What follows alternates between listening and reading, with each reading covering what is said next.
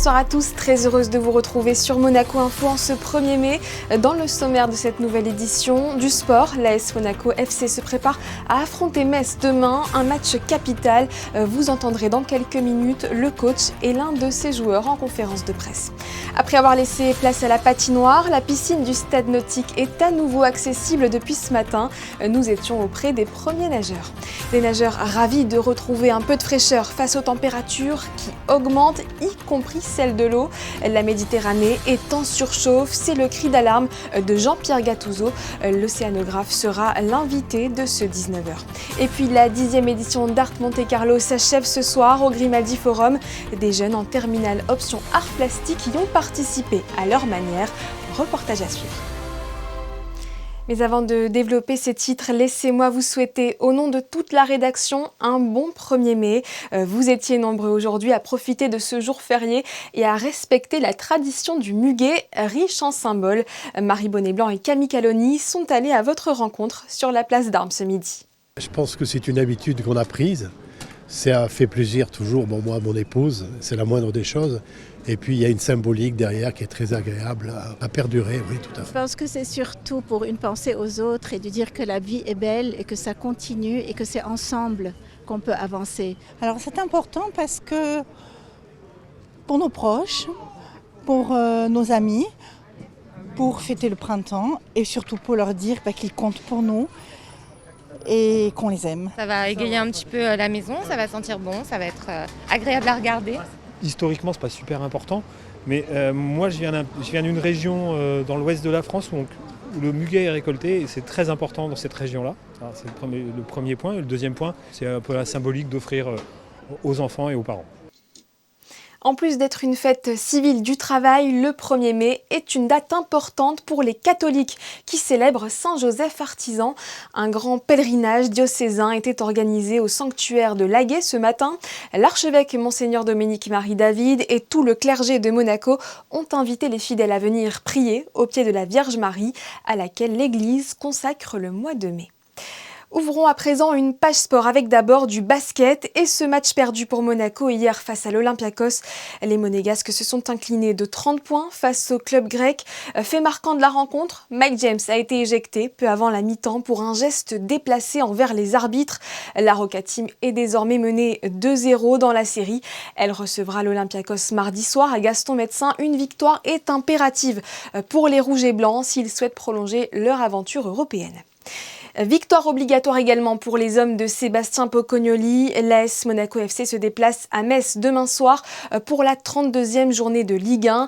Actuellement 7e, à 3 journées de la fin, les Monégasques sont dos au mur et doivent sortir victorieux de cette rencontre pour rêver d'une Coupe d'Europe la saison prochaine. Le coach Lamine Camara était en conférence de presse. Je pense que les joueurs sont réceptifs, qu'on peut terminer la saison avec un bon sentiment, avec potentiellement un deuxième tour très positif si on aborde bien ces 3 matchs et d'aller décrocher, je l'espère, le football européen. Ça ne tient qu'à nous. Il faudra faire face à 3 adversaires et déjà ce week-end Metz qui aura, je pense, à cœur de tout donner pour continuer à avoir de l'espoir dans la Ligue 1 et je m'attends à un match très compliqué, donc il va falloir qu'on soit à plus que 150%, j'ai envie de dire. On croit toujours qu'on peut remonter au classement. La saison n'est pas encore terminée, il reste 3 matchs. Et voilà, les buts, c'est vrai que c'était beau et que ça sert à quelque chose après. On a eu le match nul contre Toulouse, ça sert à quelque chose à la fin. Et voilà, on sait que rien n'est encore joué. Il y a des matchs à venir et c'est des matchs importants. On va essayer de les prendre au sérieux et de gagner ces matchs pour coller au tableau.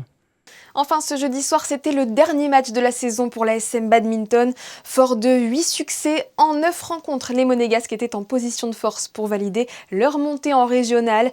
Face à la SPTT Nice, les joueurs de la Principauté ont été sérieux, comme vous allez le voir dans ce reportage, signé Yannick Debévert et Thomas Deus. Monaco devait seulement gagner 3 matchs pour assurer sa montée en régional à l'issue de cette saison 2025-2026 de badminton. Face à la SPTT Nice, les Monégasques ont été sérieux en récoltant leurs 3 victoires très rapidement, synonyme de libération. C'était une année assez sportive. On a gagné toutes nos rencontres, sauf une. Mais du coup, on monte en régional et je suis donc très fière de notre équipe, de leur engagement et des résultats qu'on a eus. Une rencontre d'interclub se joue en 8 matchs normalement. 4 en simple, 4 en double et double mixte. À part un faux pas face à Cagnes-sur-Mer, Monaco a été nettement au-dessus des équipes de son groupe.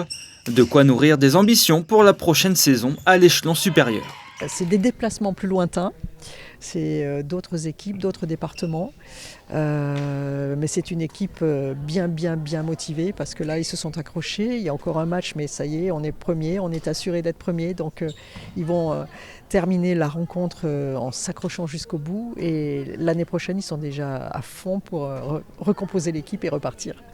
4 ans plus tard, les Monégasques vont retrouver le championnat régional avec plus d'intensité, plus d'adversité, mais sans doute plus de plaisir encore.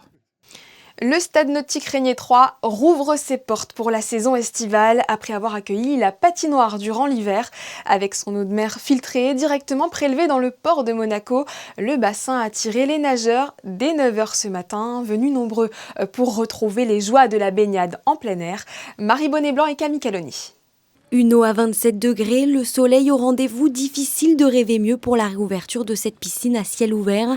Avec son bassin d'eau de mer filtrée et ses 50 mètres de long, le site séduit autant les nageurs confirmés que les amateurs de détente. J'attendais ce jour avec impatience et je voulais être un des premiers à renager dans cette piscine où je viens chaque été. Je suis venue avec mes 2 petites filles qui ont attendu justement l'ouverture de la piscine. Elles sont très contentes, elles sont en train de nager et on est content que la saison reprenne. Ça fait du bien, après autant de mois, vous savez, avec l'hiver, le gris, pouvoir revoir le soleil et nager, ouais, c'est vachement agréable.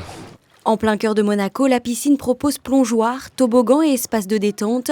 Les bassins sont surveillés toute la journée par des maîtres nageurs qui sont également présents pour accompagner les nageurs dans leur activité sportive. On propose plusieurs cours qui sont adaptés pour tous les publics. Pour les enfants, nous proposons des leçons de natation à partir de 5 ans pour apprendre les bases. Et nous proposons aussi des cours pour les adultes, pour débuter, mais aussi pour ceux qui sont un peu plus confirmés pour perfectionner leur nage. Et pour prolonger l'expérience, des cours encadrés sont également proposés, de l'aquabike, de l'aquagym, de quoi allier sport et plaisir dans un cadre exceptionnel en bord de mer. Est-ce qu'elle permettra de nous rafraîchir encore longtemps cette eau de mer? Pas sûr. La Méditerranée a déjà pris un petit coup de chaud le mois dernier. Sa température moyenne de surface était de 17,16 degrés. Il s'agit du 4e mois d'avril, le plus chaud jamais observé. Doit-on craindre le pire pour cet été? Patricia Navarro s'est entretenue avec l'océanographe Jean-Pierre Gattuso. Bonsoir. La Méditerranée bat actuellement des records de température et ce dès le mois d'avril. En quoi cette précocité est-elle particulièrement inquiétante par rapport aux années précédentes? Eh bien, comme vous le savez, on a de plus en plus souvent des canicules marines en Méditerranée. En général, ça se passe fin août, septembre. Et donc le fait qu'on ait déjà une Méditerranée qui soit chaude à cette période de l'année, donc fin mars et en avril, ça augure rien de bon évidemment pour la période d'été. Il n'est pas impossible qu'on ait des canicules qui soient plus longues ou plus intenses que précédemment.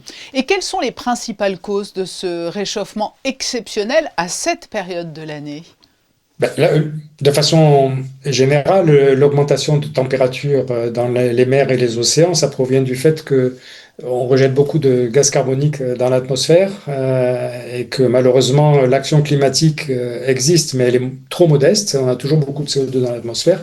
Et l'essentiel de ce CO2 est en fait créer une augmentation de l'effet de serre et les mers et les océans absorbent plus de 90% de l'excès d'énergie, donc ça réchauffe beaucoup mer et océan.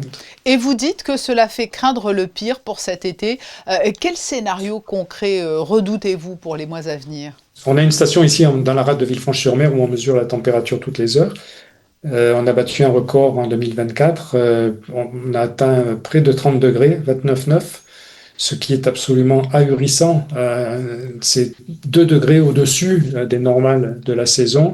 Et aujourd'hui, au moment où je parle, on est déjà 1,5 degré au-dessus des normales pour la saison. Donc on démarre très très tôt la saison. Et donc voilà. Et quelles pourraient être alors les conséquences sur les espèces marines de Méditerranée ? Alors il y a deux aspects. Le premier, c'est l'augmentation de la température à long terme. C'est une augmentation qui est graduelle et qui, en fait, a pour conséquence des espèces qui nous arrivent de la mer Rouge, des espèces tropicales, et qui arrivent jusque sur nos côtes pour certaines. Donc ça, c'est l'augmentation graduelle de la température. Il y a des événements extrêmes, et ça, c'est les canicules marines, qu'on rencontre de plus en plus souvent en été. Et à chaque fois qu'on a une canicule marine, en fait, on a des mortalités massives de coraux, de mollusques, d'échinodermes, c'est-à-dire des oursins, des étoiles de mer, le corail rouge, les gorgones. Donc ça a pour conséquence une perte de la biodiversité régulière. Et comme certaines de ces espèces, en fait, ont des taux de croissance qui sont assez lents, entre un événement de mortalité et le suivant, elles n'ont pas le temps de retrouver leur développement normal et leur abondance et leur taille normale. Et donc on perd comme ça, petit à petit, de la biodiversité. Merci pour ce décryptage, Jean-Pierre Gattuso. Merci d'avoir été notre invité pour évoquer ce réchauffement précoce de la Méditerranée. Merci à vous. Ils sont élèves en terminale, option arts plastiques, et ont pour mission, depuis le début de l'année, de participer à l'achat d'une nouvelle œuvre pour les collections du nouveau Musée national de Monaco. Cette initiative fête son 10e anniversaire, elle n'est pas nouvelle. Alexandra Pani et Thomas Deus se sont rendus auprès de ces apprentis collectionneurs au salon Art Monte-Carlo qui se referme ce soir au Grimaldi Forum. Au milieu des stands d'art Monte-Carlo, de jeunes visiteurs se frayent un chemin. Ils observent, prennent des notes, puis se lancent auprès des galeristes présents. Ils ont pour mission l'acquisition d'une nouvelle œuvre pour le NMNM. On a fait un premier tour, on a regardé un petit peu les œuvres qui nous intéressaient.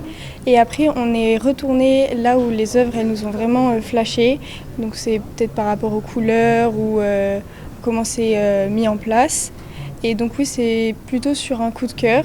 Donc après, on va voir soit la personne qui est à une table posée près de l'œuvre et on lui pose des questions sur c'est qui l'artiste, sa démarche, quelle technique il utilise. C'est les œuvres derrière moi circulaires.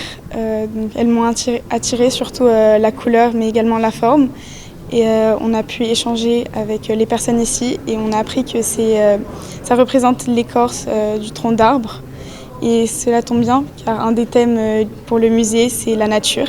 Et c'est pour ça que j'ai pu avoir un peu plus d'informations sur l'œuvre. Ils ont leur propre approche et critères de recherche. Louis a jeté son dévolu sur cette photographie de Sugimoto. Je trouve que c'est très intéressant de nous emmener ici. Je pense que là où l'art moderne se trouve, c'est dans les galeries comme ça. C'est bien de voir des œuvres sur internet, etc., en cours. Mais pouvoir les voir en vrai, pouvoir voir la texture, pouvoir voir, comme je disais, certains détails que j'aurais peut-être pas vu sur les versions numériques, c'est très intéressant à voir. Tels de véritables collectionneurs, ils se renseignent auprès des galeries, tiennent compte du budget qui leur a été fixé, une démarche qui impressionne les professionnels. Je trouve ça hyper intéressant parce que c'est un milieu qui peut être fermé pour beaucoup de personnes, surtout pour des jeunes de leur âge. Et je trouve que c'est une bonne motivation pour les pousser à déjà à apprendre plein de choses et à voir que l'art c'est dans les musées mais c'est aussi dans un contexte commercial. Cette initiative a été lancée en 2017 par le NMNM et offre la possibilité à ses élèves de découvrir de manière concrète les réalités du marché de l'art. Là c'est l'aboutissement de tout un programme, de plusieurs ateliers, de rencontres, de workshops dans lesquels on les forme aussi à entendre, comprendre comment fonctionne le marché de l'art, comment fonctionne le musée, comment les collections se constituent, comment un artiste aussi fonctionne en lien avec les collections, puisqu'on a des programmes de résidence qui sont déclinés sur la logique, le projet de la collection. Et donc effectivement là c'est une journée clé, puisque c'est le moment où ils sont supposés avoir tout bien entendu de tout ce qu'on leur a expliqué, et que ça se concrétise avec leurs propres propositions singulières, originales, et qui vont ensuite là maintenant dans les prochains jours devoir constituer, argumenter, présenter jusqu'au jury qui aura lieu le 22 mai prochain au lycée hôtelier technique de la Principauté. Une expérience originale pour ces élèves qui pourra susciter chez certains d'entre eux des vocations. Art toujours, Collecte MC présente sa 4e exposition collective. Installée boulevard de Suisse, l'espace accueille une vingtaine d'œuvres originales réunies sous le thème « Les praticiens de l'infernal », un titre emprunté à l'univers de la bande dessinée de Pierre Lapolice qui explore avec ironie la notion d'idiotie. Marie Bonnet-Blanc et Hugo Comasa ont assisté au vernissage hier soir. Au mur, au sol, parfois même en mouvement, une vingtaine d'œuvres prennent vie dans cet espace intimiste d'à peine 50 mètres carrés. L'exposition rassemble 7 artistes émergents, une proposition artistique simple et ludique qui invite à porter un regard décalé sur le monde contemporain. Si on prend deux exemples, je pense à ce store vénitien et ces avions qu'on est venu piquer, qu'on est venu lancer comme ça malicieusement. Il y a une pièce que vous verrez peut-être par la suite, qui est une peinture avec un détail de main de Gaston Lagaffe, ces pulls en laine vert, bien laineux. Et en fait, sur l'album de Gaston Lagaffe, il est prêt à lancer un avion en papier. Donc il y a ce jeu-là. Ou bien, par exemple, quelque chose de plus simple à lire, Trouble ou Trouble. On a ce côté malicieux aussi du faiseur de troubles que j'aimais bien et qui fait partie des praticiens de l'infernal. Ici, les artistes mêlent l'absurde, l'idiotie et les couleurs vives. Leur objectif, bousculer les codes, fissurer le sérieux parfois trop rigide du monde de l'art et ouvrir de nouvelles perspectives, une approche originale qui a su séduire. Magnifique. Il y a de la 2D, il y a de la 3D, il y a des œuvres qui bougent, en mouvement, d'autres qu'on a envie de regarder pendant très longtemps. Et c'est intriguant. Je trouve que tous les artistes, justement, ils ont joué le jeu sur des petits pas de côté, en fait, sur la question de l'enfance. Et moi, ce qui me touche beaucoup, en fait, dans cette question un peu de légèreté, c'est le fait qu'il y ait différents médiums et qui donnent à toutes, dans un espace assez confidentiel, justement, cet esprit d'enfance très léger, ce petit pas de côté. Voilà, qui est très, très agréable. C'est plutôt original, surtout par rapport à ce qu'on voit à Monaco d'habitude. Il y a un côté un petit peu rock'n'roll aussi. Moi, j'ai pu voir d'autres expos dans ce lieu et c'est vrai que là, du coup, c'est assez représentatif d'une pluralité d'artistes et qui, pour certains, habitent dans la région. L'exposition Les praticiens de l'infernal est à découvrir tous les jeudis et vendredis de 14h à 20h jusqu'au 13 mai prochain.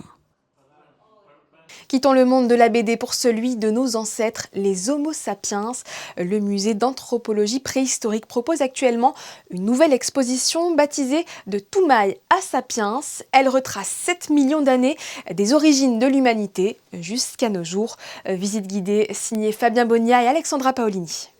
Nous sommes actuellement 8 milliards d'Homo sapiens sur la planète. C'est notre nom savant qui veut dire l'homme sage. C'est peut-être un peu exagéré nous concernant. En tout cas, cette nouvelle exposition au musée d'anthropologie préhistorique de Monaco retrace toute la lignée humaine du premier représentant de l'humanité, Toumaï, qui veut dire espoir de vie, il y a 7 millions d'années jusqu'à nos jours. On y découvre une très longue histoire, celle de notre espèce, Homo sapiens, qui est apparue il y a 300 000 ans. Alors ça fait déjà pas mal de temps, ça fait beaucoup de générations, mais aussi celle de tous nos cousins, ancêtres, toutes les espèces dites hominines. Il y en a 27, 28 au total qu'ont découvert les paléoanthropologues en fouillant le sol en Afrique, en Asie et ailleurs. Et puis donc essayer de découvrir qui étaient ces gens qui ont vécu il y a 100 000 ans, 500 000 ans, 5 millions d'années, 7 millions d'années. Une salle du musée est entièrement consacrée à cette longue marche de l'humanité avec plusieurs thématiques, une exposition pédagogique et interactive. L'intérêt de cette exposition, c'est de se replonger au sein de nos origines, les origines de l'humanité, de retracer, parcourir 7 millions d'années un peu partout dans le monde. On part depuis l'Afrique et on va se promener un peu partout, en Europe, en Asie, jusqu'à, on va dire, l'entièreté de la planète. Et de découvrir en fait à chaque espace une sorte de nouvelle culture, des ancêtres qu'on connaît ou qu'on ne connaît pas d'ailleurs, et d'avoir cette surprise en fait à la fois des objets, de restes humains, de céramique vers la fin, et voilà de faire des petites découvertes au fur et à mesure. De Toumaï à Sapiens, au musée d'anthropologie préhistorique de Monaco, tous les jours de 9h à 18h jusqu'au 15 octobre prochain. Elles influencent l'humeur, la peau, la masse osseuse ou encore le métabolisme. Les hormones féminines étaient au cœur d'une conférence organisée hier au Méridien. Cet événement a réuni de nombreuses professionnelles et des participantes autour de cet enjeu majeur, longtemps négligé. À cette occasion, Irina Bond, spécialiste du sujet, a apporté un éclairage précieux sur l'hormonothérapie. Écoutons-la. The conference is about in a nutshell, it's about hormone therapy, bioidentical hormone therapy for our ladies in perimenopause and menopause. So we will be talking about, of course, estrogen, the main hormone, a female hormone, but let's not forget that it's not only estrogen for our ladies in our bodies, it's also the whole family of hormones. And that's what I want to really highlight and stress about, that there is the whole family, and we as women, we should be aware because it's our health, long-term health. We would like to educate our women because the minute you know why you are doing it, the how becomes much, much easier. And then you also know where to take this product, how to do it, how to apply, how long you can apply. And so it becomes much safer for women and they become more educated in this subject. And then they take informed decisions. Ce journal est maintenant terminé, merci de l'avoir suivi. Dans un instant, la météo présentée par Marie Bonnet-Blanc, ce sera juste après les traditionnelles photos de fin de JT. Elles sont consacrées ce soir au Monaco Rugby Sevens. Stéphane Dana était auprès des 16 équipes qui se sont affrontées toute la journée au stade Prince Héréditaire Jacques à Beausoleil. Ce vendredi, nous reviendrons sur l'événement demain. D'ici là, je vous souhaite de passer une excellente soirée sur Monaco Info.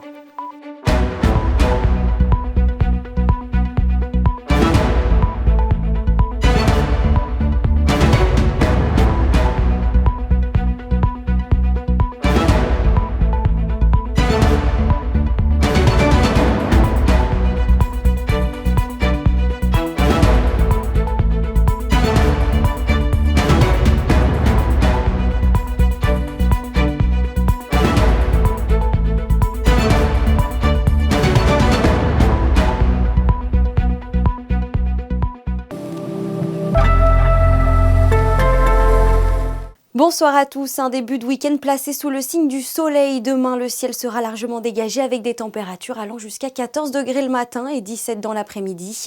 En ce 2 mai, ce sera également la journée mondiale du thon, une occasion de sensibiliser à la gestion durable des stocks de ce poisson et d'alerter sur les conséquences de leur déclin pour la biodiversité marine. Enfin, sans oublier, nous souhaiterons une très belle fête à tous les Boris.